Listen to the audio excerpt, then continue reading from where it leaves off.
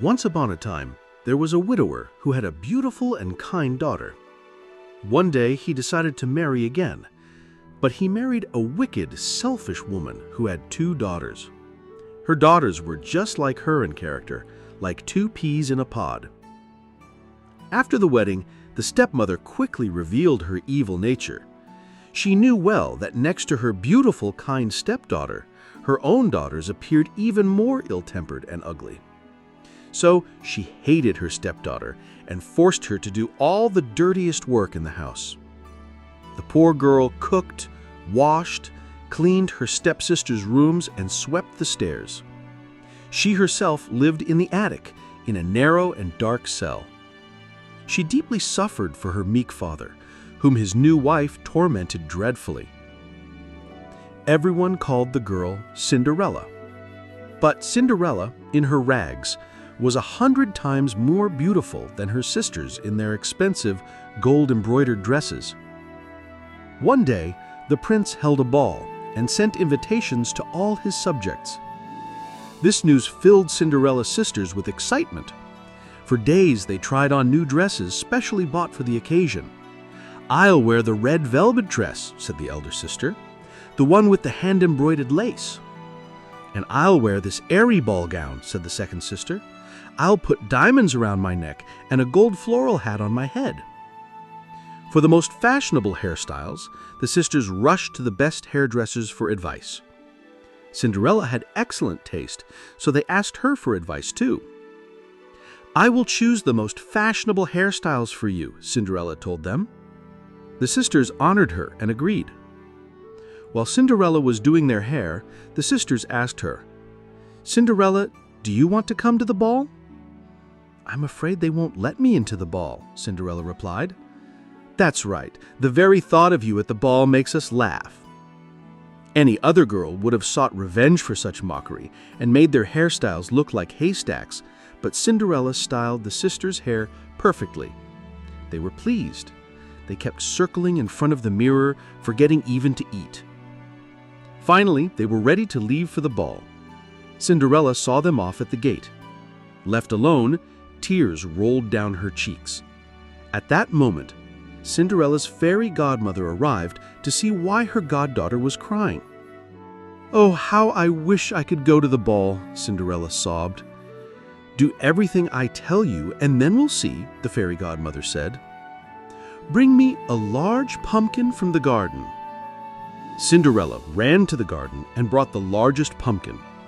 The fairy godmother hollowed out the pumpkin, then touched it with her magic wand, and in an instant it transformed into a magnificent golden carriage. Then she released 6 little mice from a mousetrap, touched them with her magic wand, and turned them into 6 horses. Now only a coachman was missing. "Would a rat do?" Cinderella asked.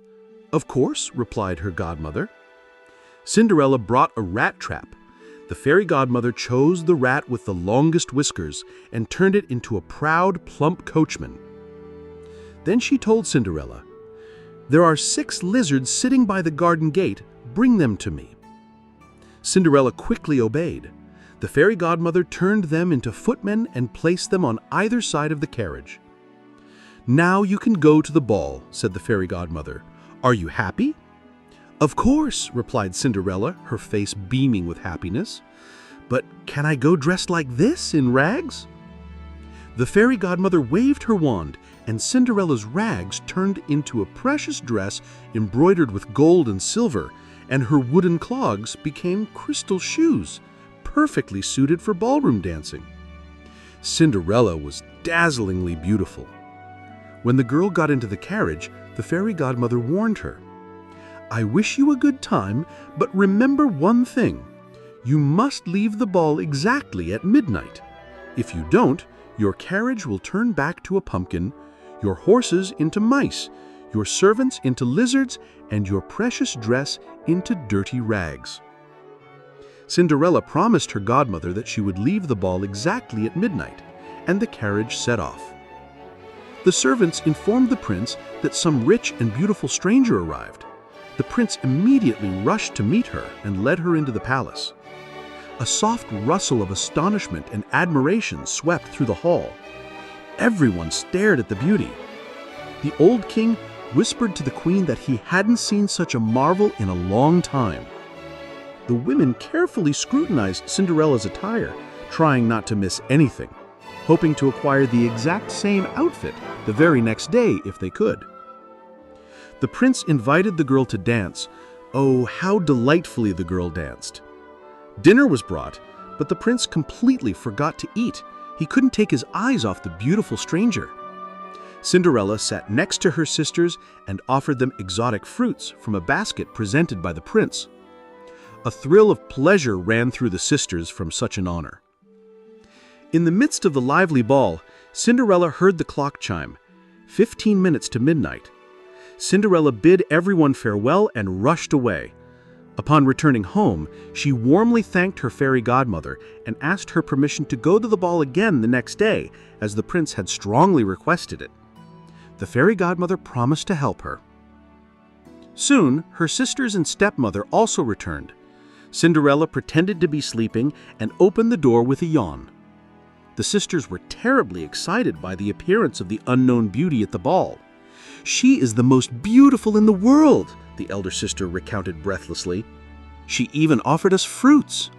Cinderella smiled and asked her, "What was her name?" "No one knows. The prince would give anything to find out her identity." "Oh, how I wish to see her! Can't you lend me your old dress so I can also come to the ball?" Cinderella asked. "What? You want to wear our dress? Never!" the sisters shouted. Cinderella was sure that this would happen. And even if they had allowed it, what would she have done? The next day, the sisters went to the ball again. Cinderella also left shortly after, this time dressed more magnificently than the previous day. The prince did not leave her side for a minute. He treated Cinderella with such love and courtesy that Cinderella completely forgot the fairy godmother's warning. Suddenly, she heard the clock strike 12. Cinderella quickly jumped up, left the hall, and ran towards the exit. The prince pursued her. Suddenly, Cinderella's crystal slipper slipped off her foot. The prince picked up the slipper and put it in his breast pocket.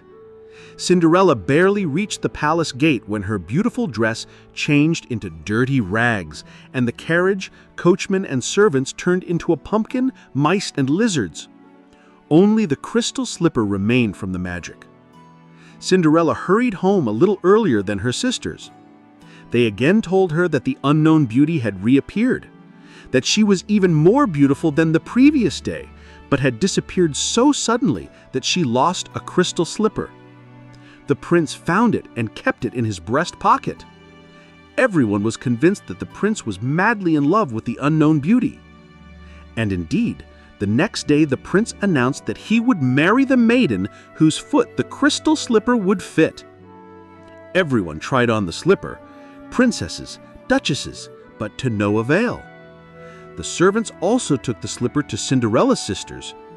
They tried with all their might to put on the slipper, but it was useless. Then Cinderella asked, "May I also try it on?" The sisters burst into laughter. But the king's servant replied, "I have been commanded to try the slipper on every maiden in the kingdom without exception." The slipper fit Cinderella's foot exactly, as if it had been made for her. Then Cinderella took the other crystal slipper from her pocket. Everyone around stood frozen in astonishment. Suddenly, the fairy godmother appeared, touched Cinderella with her magic wand, and transformed her into a magnificently dressed beauty. Now the sisters recognized Cinderella. They knelt before her and begged forgiveness for their actions. Cinderella forgave them and offered them friendship. Cinderella was taken to the palace with honorable escort, where the young handsome prince was eagerly awaiting her. In a few days, they were married and held a lavish wedding. Cinderella was as kind as she was beautiful. She took her sisters to live in the palace and soon married them to renowned noblemen.